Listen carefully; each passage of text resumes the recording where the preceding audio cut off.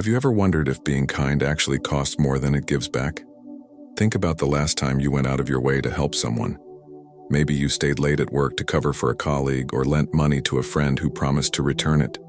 For a brief moment you felt noble, even virtuous, but soon after a quiet resentment started whispering inside you. What if my kindness is being exploited? This inner conflict is not rare. Many of us have lived through situations where kindness feels less like a gift and more like a debt we pay endlessly without acknowledgement. Imagine standing in line at a grocery store, letting someone cut ahead because they only had 2 items. You smile, thinking it was a small act of generosity. Yet when you finally reach the cashier, you realize that person is paying with coupons, taking longer than expected, and suddenly your kindness turns into impatience. That's when the question strikes, was my goodwill actually worth it? At the heart of this unease lies a profound human dilemma. Is kindness truly a virtue when it comes at a personal cost, or is it a hidden weakness in a world driven by self-preservation? Thomas Hobbes, the 17th century philosopher, saw human beings not as angels but as creatures bound by fear, desire, and self-interest. According to him, our most natural instinct is not to love one another, but to survive each other. This idea clashes with much of what we've been taught. We like to believe that kindness is always noble, always the right thing. But Hobbes forces us to ask, what if kindness is only possible because of hidden contracts, unspoken expectations, and fragile trust? And what happens when those invisible contracts break? So let me ask you directly, how many times have you regretted being generous? How many times has your good heart been interpreted as weakness? These are uncomfortable questions, but they are precisely the ones worth asking if we want to understand the true price of kindness. By the end of this journey, you may begin to see kindness not as a simple virtue, but as a force with weight, consequence, and yes, cost. And before we go any further, tell me in the comments, have you ever felt that your kindness backfired? If this theme resonates with you, make sure to like this video and subscribe, because what we're about to uncover might just change the way you view every good deed you've ever done. What if kindness didn't feel like a gamble? Imagine a world where every act of generosity was met with equal gratitude, where lending a hand never turned into carrying someone else's entire weight. In this world, when you sacrificed your time or resources, the response wasn't silence or entitlement, but a sincere acknowledgement that strengthened the bond between you and the other person. Close your eyes for a moment and picture how life would be if kindness always led to flourishing relationships instead of hidden resentments. Think of how light your heart would feel if you never again had to question whether you were being taken advantage of. Imagine going through your day knowing that every gesture of goodwill would return to you, not necessarily in material form, but in trust, respect, and genuine reciprocity. But let's be honest, this is rarely our reality. More often, we find ourselves stuck in an exhausting cycle of calculation. We weigh whether to give, not purely out of love, but because of the possibility of loss. That hesitation, that flicker of doubt before we extend our hand, reveals something uncomfortable. Deep down, many of us don't believe the world rewards kindness. Instead, we suspect it punishes the innocent and rewards the shrewd. Now imagine how different your choices would look if you lived by another rule. What if you could act with kindness without fear of being drained, used, or betrayed? What if generosity became a source of strength rather than vulnerability? This tension between how things are and how they could be is precisely where philosophy challenges us. It invites us to step back, question our assumptions, and ask, are we doomed to live in suspicion, or can we carve out a different path? Hobbes believed that without rules and agreements, human life would be solitary, poor, nasty, brutish, and short. In his view, unregulated kindness would quickly collapse under the weight of self-interest. Yet, doesn't part of you resist that vision? Doesn't part of you believe that people can rise above mere survival and choose a higher way of being? This inner struggle, between suspicion and hope, between self-preservation and generosity, is the battlefield where the price of kindness is determined. And the question lingers, which vision of humanity do you want to live by? And which one do you unconsciously live by already? We often hear that kindness always comes back, or that the universe rewards those who give. It's a comforting belief, but let's face it, life doesn't always work like that. Many of the kindest people we know are also the ones who have been exploited the most. They are the ones carrying the unspoken burdens of families, workplaces, and friendships, often without receiving even a fraction of what they give. Here lies the uncomfortable truth. Kindness, on its own, does not guarantee justice. In fact, without discernment, kindness can create imbalance.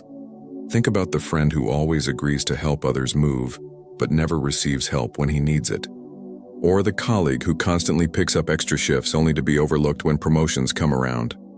What society praises as selflessness can quietly turn into invisibility.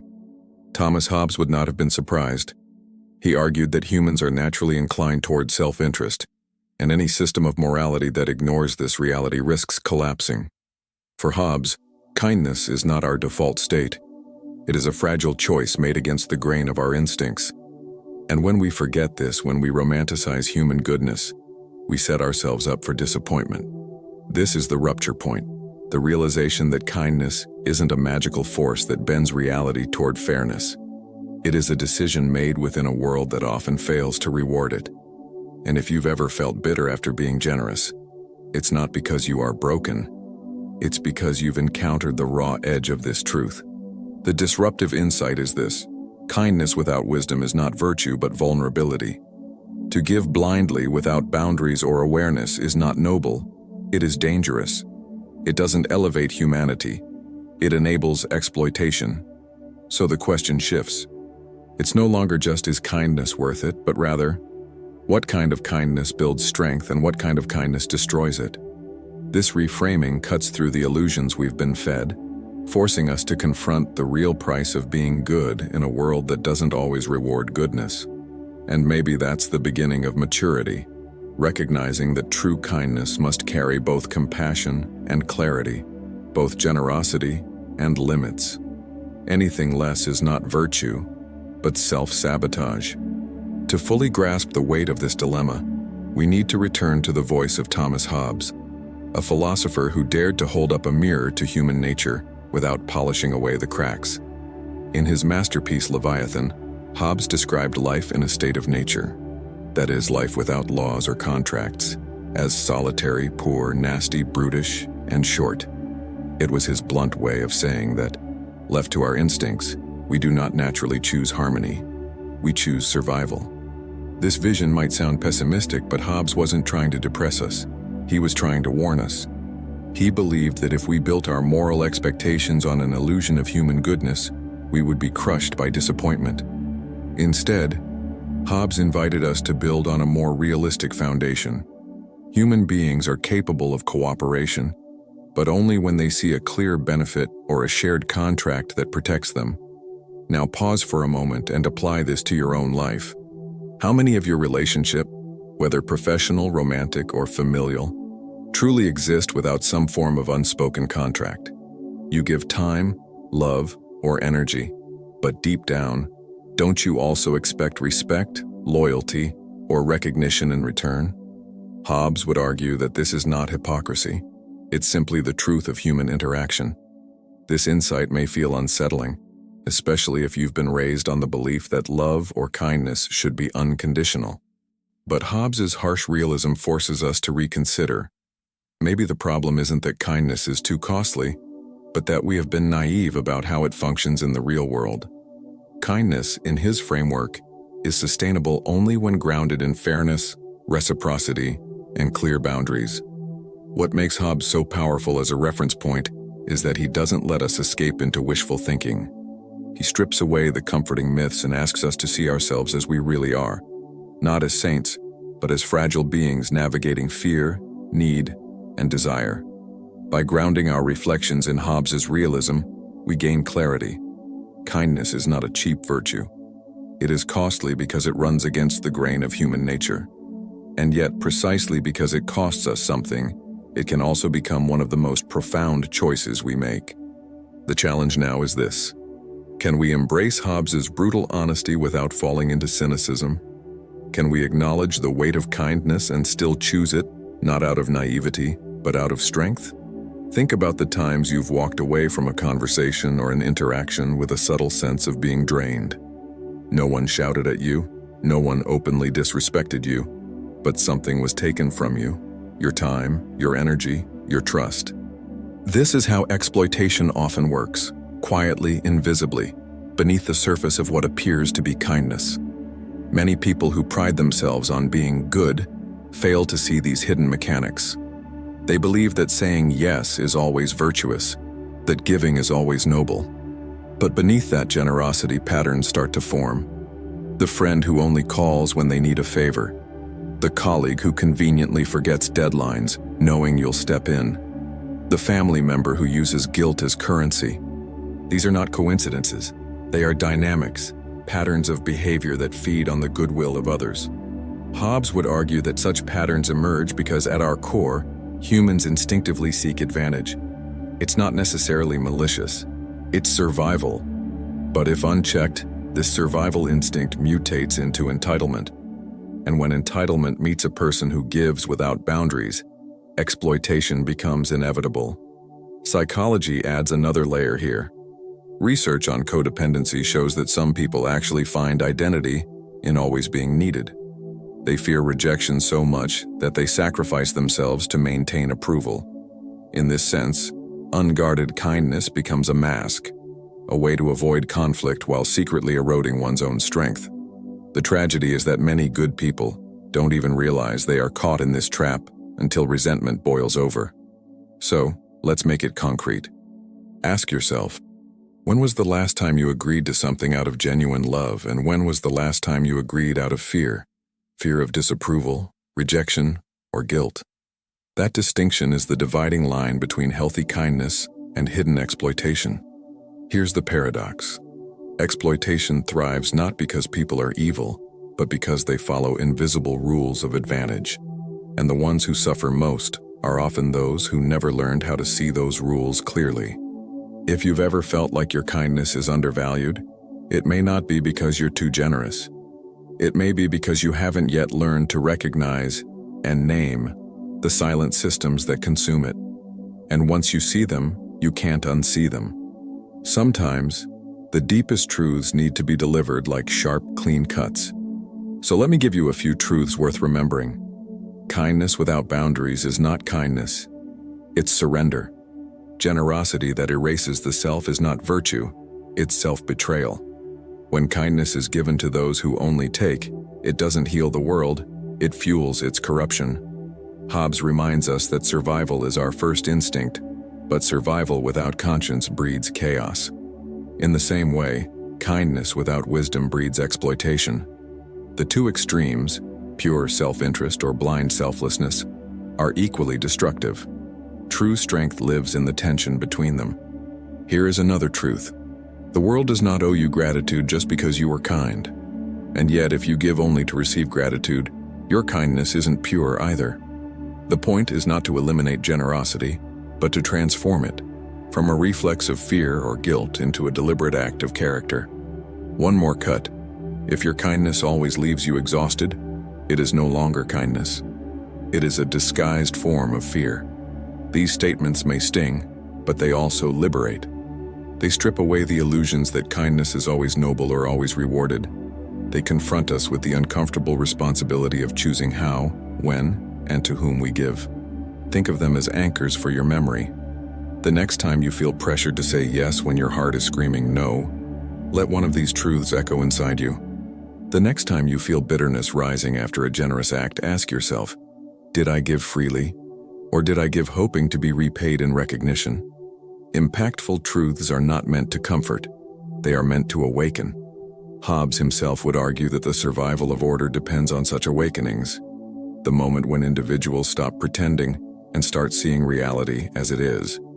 So remember, kindness is powerful, but only when it is chosen with eyes wide open.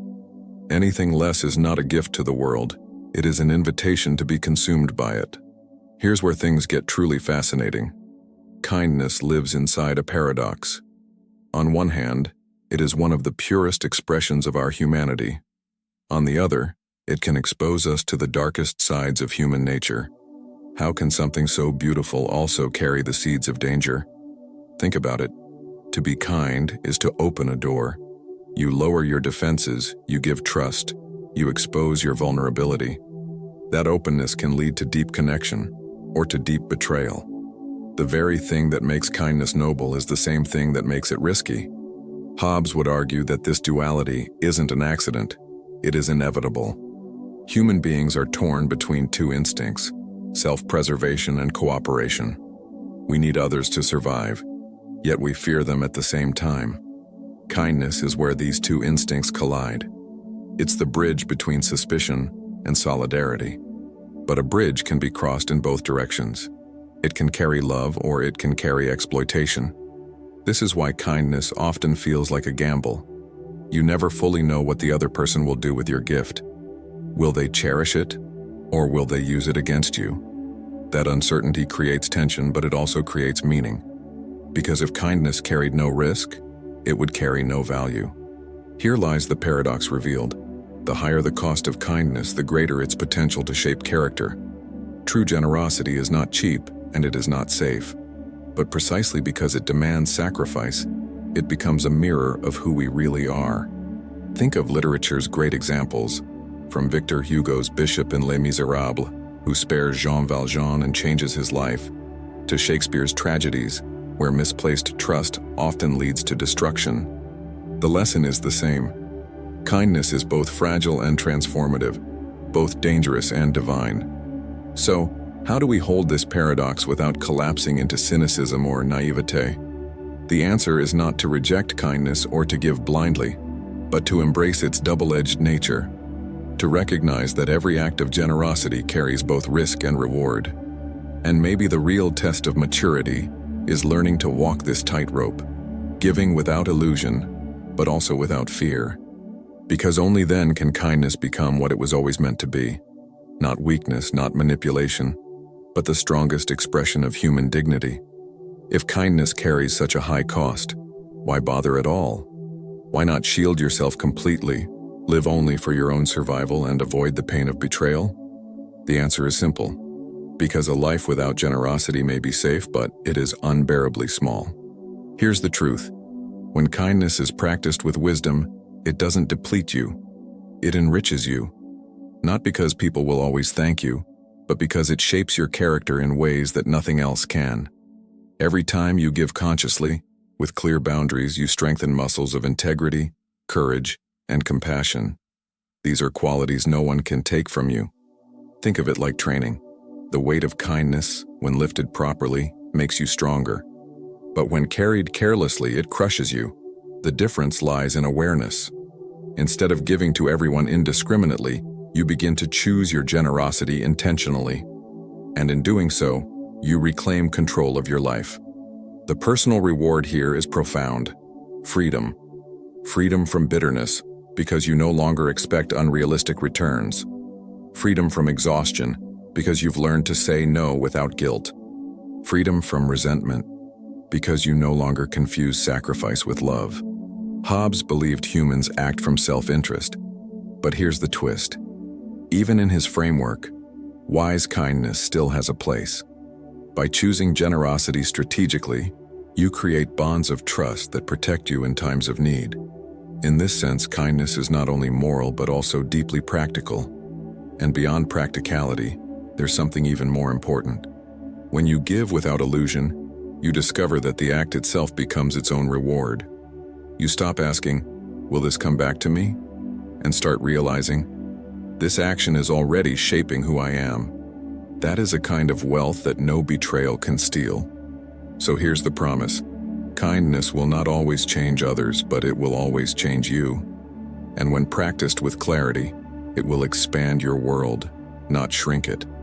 The question is, are you willing to carry the cost, knowing that the greatest profit may not be external at all, but the transformation of your own soul? Up to this point, we've explored kindness as risk, paradox, and cost. But how do we actually live this out? How do we practice kindness without falling into the traps of exploitation or naivety? For this, we need a framework, a set of guiding principles that give structure to generosity. Let's borrow from both philosophy and psychology. Hobbes reminds us that human beings are self-interested. Expecting pure altruism is unrealistic. Psychology teaches us about boundaries, the invisible lines that define where I end and you begin. When we combine these two insights, a clear framework emerges. Kindness must be rooted in self-awareness, mutual benefit, and deliberate choice. The first pillar is awareness of motive. Before acting, ask yourself, am I giving out of fear of rejection or out of genuine care? This self-examination protects you from disguised self-betrayal. The second pillar is clarity of boundaries. True kindness does not erase the self. It says, I will help you, but not at the cost of my dignity or health. This is where many good people falter, believing sacrifice is the only form of love. But in reality, boundaries make kindness sustainable. The third pillar is reciprocity of trust. Hobbes' idea of social contracts reminds us that relationships survive when both sides give. If your kindness becomes a one-way street, the contract is broken. Continuing to give blindly in that situation is not noble, it is destructive. The fourth pillar is acceptance of cost. Even wise kindness has a price. You may lose time, energy, or resources, but when the act aligns with your values, the cost becomes meaningful instead of bitter. This is where kindness transforms into character. Think of this framework as a compass. Without it, generosity wanders into chaos. With it, kindness becomes direction, discipline, and strength. Literature and history echo this truth. The most admired figures, from Lincoln to Mother Teresa, were not kind because it was easy, but because they gave with clarity, intention, and limits. So here is the conceptual map: awareness, boundaries, reciprocity, and acceptance of cost. These are not rules to cage kindness, but tools to elevate it. Without them, kindness collapses under the weight of naivety. With them, kindness becomes not just a virtue, but a force capable of sustaining both the self and the world. So here we are, standing at the edge of a difficult truth. Kindness is not free. It has a price, and sometimes that price is steep. Hobbes was right to warn us that humans are not angels. We are creatures pulled by desire, fear, and self-preservation. And yet, despite this, kindness remains one of the most powerful choices we can make. Not because it is safe, but because it is costly. The real challenge is this: will you allow the weight of that cost to harden you into cynicism, or will you let it refine you into strength? To choose kindness with wisdom is to live in tension, eyes open to exploitation, yet heart open to connection. It means setting boundaries without closing yourself off, giving without erasing yourself, and loving without expecting perfection in return. Think for a moment about the alternative. A life stripped of kindness may feel protected, but it is a lonely fortress. No betrayal enters, but neither does intimacy. You survive, but you do not truly live. Hobbes warned us of human self-interest, but he also showed us why contracts, trust, and cooperation are necessary. Because without them, life shrinks into brutality. Kindness, then, is not weakness. It is the courage to build bridges where walls would be easier. Now it's your turn. Reflect on your own life. When has your kindness made you stronger? And when has it left you drained? Which of those moments taught you the most? These are not rhetorical questions. They are invitations to self-examination. Because only when we confront the real cost can we decide to pay it consciously, rather than blindly. I want to hear from you. Share in the comments below. Has your kindness ever backfired, and what did it teach you? Your story might resonate with someone else who feels alone in their struggle. If this reflection has spoken to you, I invite you to like this video, subscribe to the channel, and continue this journey with us. Together, we are building a community not of superficial optimism, but of authentic growth. A space where kindness is not romanticized, but understood, refined, and chosen with courage. Because in the end, the price of kindness is high, but so is the value of the life it creates. And that life lived with both wisdom and generosity is worth every cost.